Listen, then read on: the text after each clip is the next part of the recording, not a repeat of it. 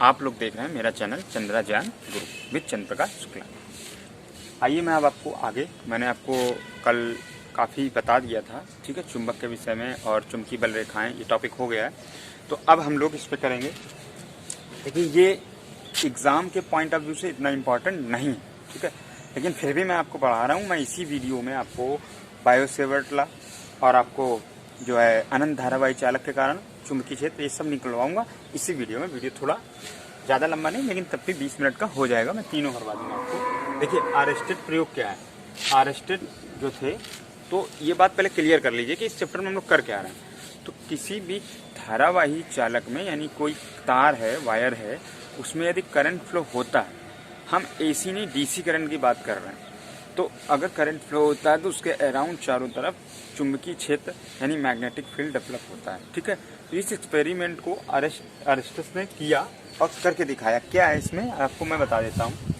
एक उन्होंने क्या ली, मैग्नेट सुई ली, ठीक है, क्या ली उन्होंने, एक मैग्नेट की सुई ली।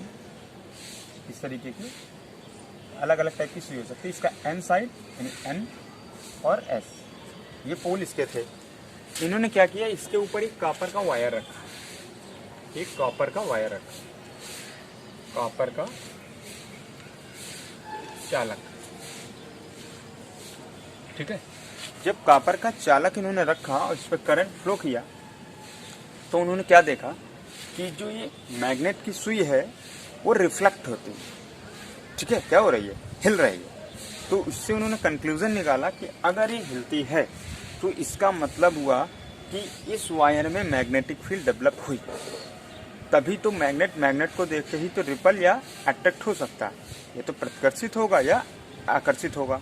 तो क्लियर हो गई आपको बात। तो इनका प्रयोग यही था कि उन्होंने एक चुंबकीय सुई के ऊपर एक तार में विद्युत धारा प्रवाहित की, तो उन्होंने देखा कि जो चुंबकीय सुई थी वह अपनी जगह पे मूव हुई, यानी मुड़ी, घूमी, ठीक है, विक्षेपित होती है। तो अब बात करते हैं कि एम्पियर्स के तैरने का नियम क्या है। अब बात ये आती है कि किस डायरेक्शन में मुड़ी, लेफ्ट टू राइट या राइट टू लेफ्ट, किस तरह को मुड़ी।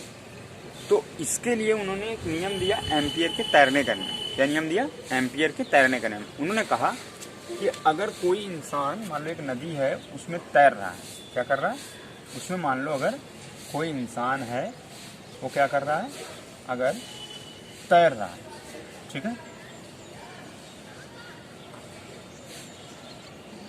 एक इंसान है इस तरीके से, ठीक है, वो मान लो अगर तैर रहा है जिस तरीके से, ठीक है, ज़्यादा मैं ड्राइंग में नहीं जाऊंगा, ठीक है, इस तरीके से मान लो तैर रहा है। अगर ये डायरेक्शन किसको बता रही है, ये डायरेक्शन अगर करंट को बता रही है, आई, ठीक, तो जो सुई होगी उसका एन साइड किधर, अगर एन उसी के डायरेक्शन में लिखा हुआ है, तो अगर मैग्नेट का किधर है, एन साइड है, तो राइट टू लेफ्ट किधर से होगा, राइट टू लेफ्ट, क्योंकि जो तैरते हैं वो पहले राइट वाला चलाते हैं फिर लेफ्ट वाला चलाते हैं ना। तो ऐसे आप समझ लीजिए, यही समझ लीजिए कि अगर किसी भी इंसान के तैरने की दिशा में करंट फ्लो हो रहा हो, तो उसके नीचे मैग्नेटिक जो सुई है, अगर उसका एन पार्ट हेड की ओर है, ठीक है, तो फिर राइट टू लेफ्ट मूव होगी, यानी कि ये इस तरफ मूव होगी, सुई इस तरीके की हो जाएगी, ठीक है, एन और एस। क्लियर है आपको बात। यही एम्पियर्स लॉ, सॉरी तैरने का नियम, तैरने का नियम। अगर हम किसी नदी में किसी व्यक्ति को तैरता हुआ माने और वो माने कि धारा की दिशा में तैर रहा, तो यदि चुंबकीय सुई का एन सिरा उसकी सर की ओर है, तो चुंबकीय सुई दाएं से बाएं की ओर मुड़े। क्लियर है बात आपको, कोई डाउट नहीं होगा, ये छोटी सी बात है, ठीक है। इसके बाद अब हम लोग चर्चा कर लेते हैं किसकी, बायो-सेवर्ट के नियम की। इतना तो आपको याद हो गया होगा कि अगर कोई भी चालक तार होगा तो उसमें यदि विद्युत धारा प्रवाहित होगी तो उसके चारों ओर एक चुंबकीय क्षेत्र उत्पन्न होगा, और वो चुंबकीय क्षेत्र सबसे पहले अरिस्टोटल ने अपने प्रयोग से एक करके दिखाया, और वो सुई किस तरफ मुड़ेगी उसके लिए भी उन्होंने एक एम्पियर का नियम दिया, ठीक है, सॉरी एम्पियर का नियम बोला है, हाँ, एम्पियर के तैरने का नियम। क्लियर है। भाई ये एम्पियर भी एक साइंटिस्ट थे, तो एम्पियर ने ये एक्सपेरिमेंट किया था, तो एम्पियर ने ये दिमाग लगा के बताया था। अब वायर से मान लीजिए थोड़ी डिस्टेंस पे हम लोग मैग्नेटिक फील्ड यानी चुंबकीय क्षेत्र निकालना चाहते हैं, तो थोड़ी थोड़ी डिस्टेंस पे बढ़ने घटने तो लगेगा ही, एक जैसा तो होगा नहीं, तो उसके लिए बायो-सेवर्ट ने रूल दिया। तो आइए हम लोग बायो-सेवर्ट का रूल पढ़ते हैं, फिर उसके बाद अनंत धारावाही चालक पर पढ़ेंगे, ठीक है। देखिए बायो-सेवर्ट लॉ क्या है आपका, कि बायो-सेवर्ट लॉ किसी वायर के एक सेगमेंट यानी खंड की वजह से किसी बाह्य बिंदु P पर कुल चुंबकीय क्षेत्र निकालने का नियम है। जैसे आपके पास एक वायर है, ठीक है, अब इसके इस सेगमेंट डेल्टा L लेंथ की वजह से हमको निकालना है इसकी, अब देखिए आप इस सेगमेंट की अगर डिस्टेंस कहीं भी मेजर करेंगे तो इसके मिडिल से ही तो करेंगे, तो मान लीजिए यहाँ पर एक P पॉइंट हमको इस डिस्टेंस पे निकालना है, ठीक है। अब इसके बाद क्या करेंगे हम लोग, इसके बाद इस P पॉइंट का, अब करंट इस वायर में कितना है I, कितना है I, ये डिस्टेंस कितनी है R, ये एंगल कितना है थीटा। तो ये सारी बातें पहले आपको लिखनी पड़ेंगी। माना एक वायर AB है, ठीक है, जिसकी डेल्टा L लंबाई के कारण उसके मध्य बिंदु से R दूरी पर P बिंदु पे हमें चुंबकीय क्षेत्र की तीव्रता की गणना करनी है। चालक पर धारा I तथा चालक को बाह्य बिंदु P से मिलाने वाली रेखा चालक के साथ थीटा अंश का कोण बनाती है, ठीक है। ये बात आपको पहले लिखनी पड़ेगी जो आपको फिगर में दिख रहा है। अब देखिए बायो-सेवर्ट के रूल में कुछ एक्स्ट्रा नहीं है, सिर्फ 4 बातें जो फार्मूले में लिखी हुई हैं उन्हीं के 4 पॉइंट बना दिए और रूल बना दिया। अब देखिए बायो-सेवर्ट के नियम के अनुसार आपको इसी तरीके से एग्जाम में भी लिखना है। बायो-सेवर्ट के नियम के अनुसार, बायो पहले उतनी हिंदी के बाद फिर बायो-सेवर्ट के नियम के अनुसार क्या क्या होता है भाई, क्या है। नंबर 1 पहला पॉइंट है आपका, फर्स्ट पॉइंट है, पॉइंट दिख रहा है लिखा हुआ कि नहीं, फर्स्ट पॉइंट है आपका कि बाह्य बिंदु पर उत्पन्न चुंबकीय क्षेत्र की तीव्रता। तो देखिए शॉर्ट में डायरेक्ट इतना लिख देंगे, बिंदु P पर चुंबकीय क्षेत्र की तीव्रता चालक खंड की लंबाई के अनुक्रमानुपाती होता है। क्या लिखेंगे, 1 नंबर है चालक नहीं P बिंदु पर उत्पन्न चुंबकीय क्षेत्र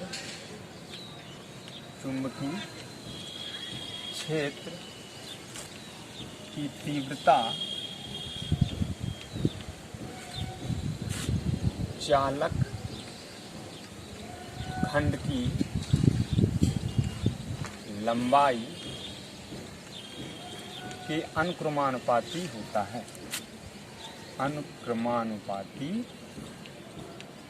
होती है,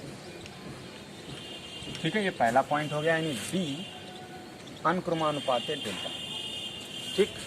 इसी प्रकार सेकेंड पॉइंट होगा,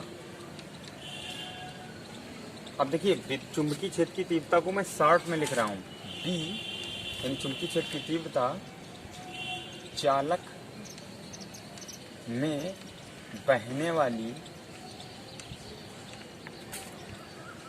धारा के अनुक्रमानुपाती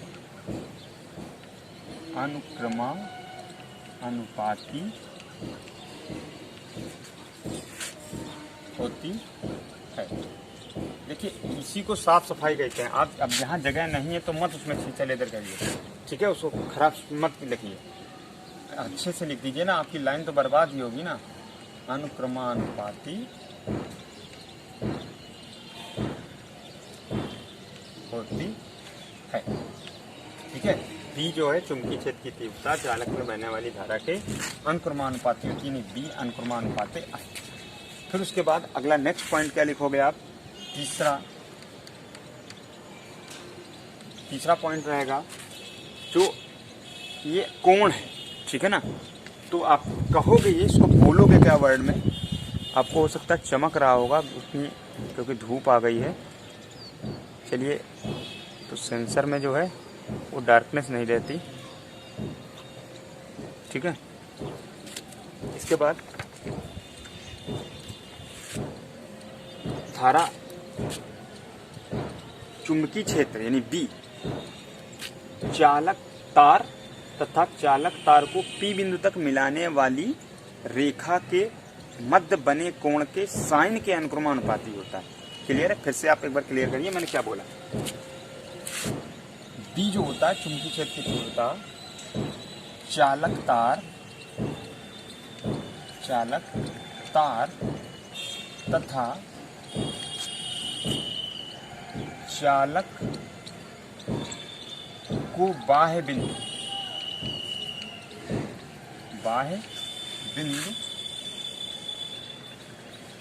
P से मिलाने वाली रेखा के मध्य बने कोण के साइन के अनुक्रमानुपाती होता है। साइन के अनुक्रमानुपाती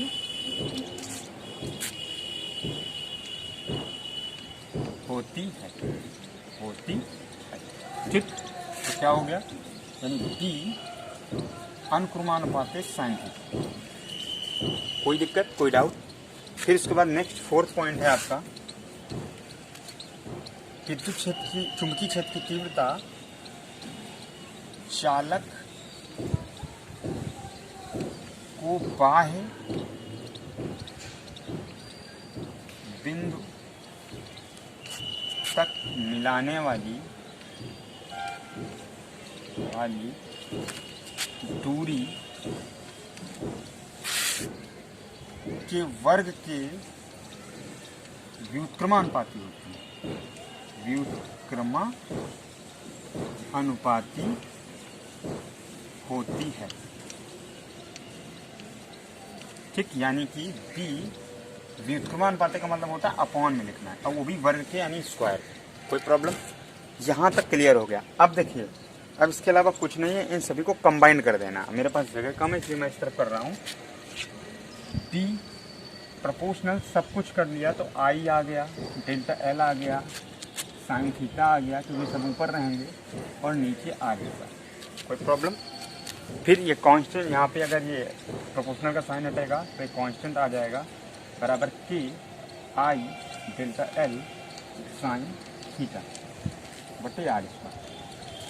जहाँ के क्या है आपका, जहाँ के एक नियतांक है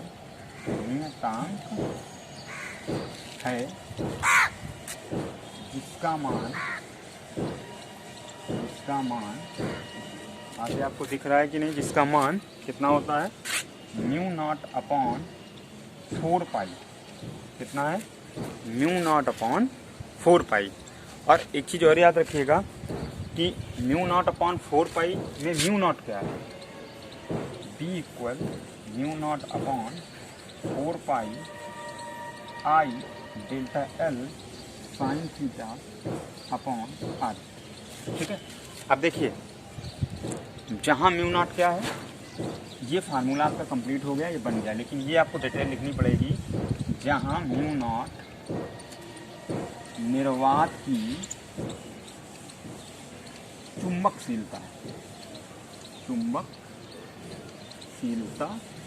है, ठीक है, इसका मान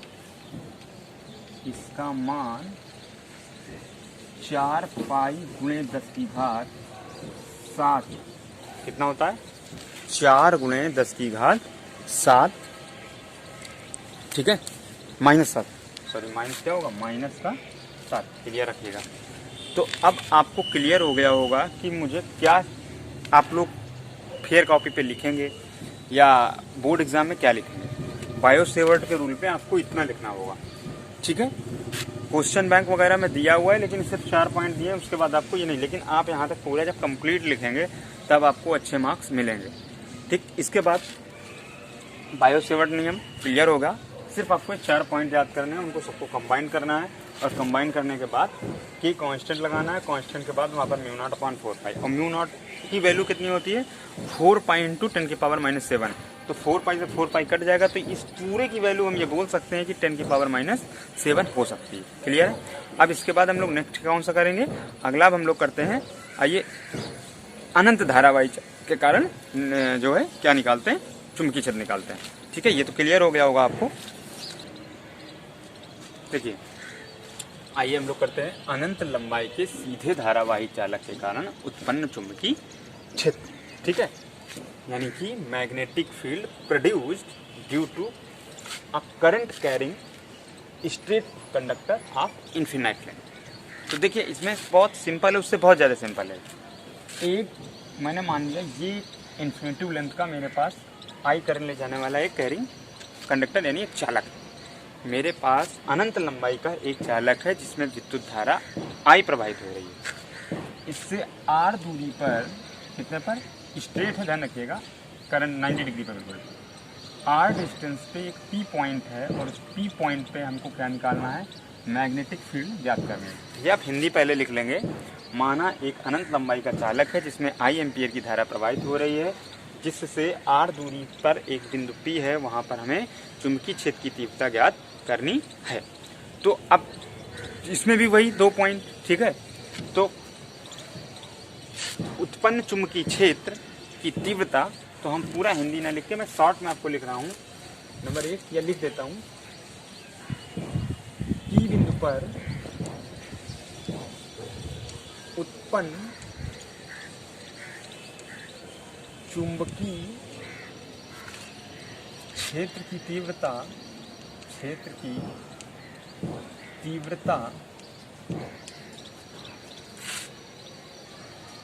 बी, चुंबकीय क्षेत्र की तीव्रता को क्या कहेंगे, बी, चालक में बहने वाली धारा के अनुक्रमानुपाती होती है, धारा के अनुक्रमानुपाती होती है, यानी कि D प्रोपोर्शनल टू I। ठीक, इसके बाद सेकेंड नंबर रहेगा उत्पन्न चुंबकीय क्षेत्र, उत्पन्न चुंबकीय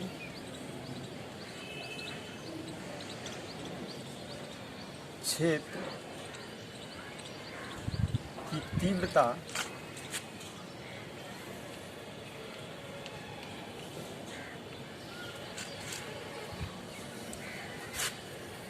चालक से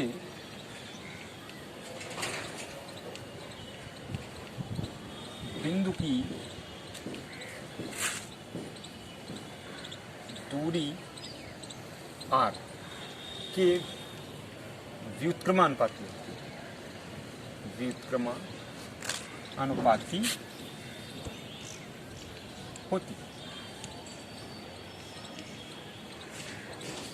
ठीक है, अब इसका क्या बन जाएगा, व्युत्क्रमानुपाती 1/r।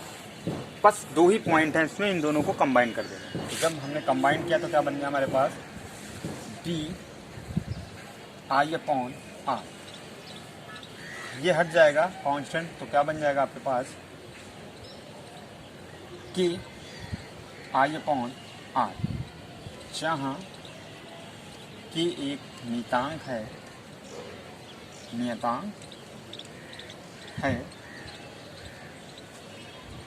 प्रयोगों द्वारा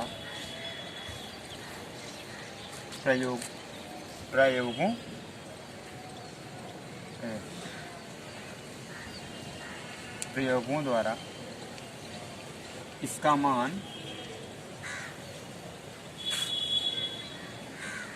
μ0/2π निर्धारित किया गया। क्या किया गया है, निर्धारित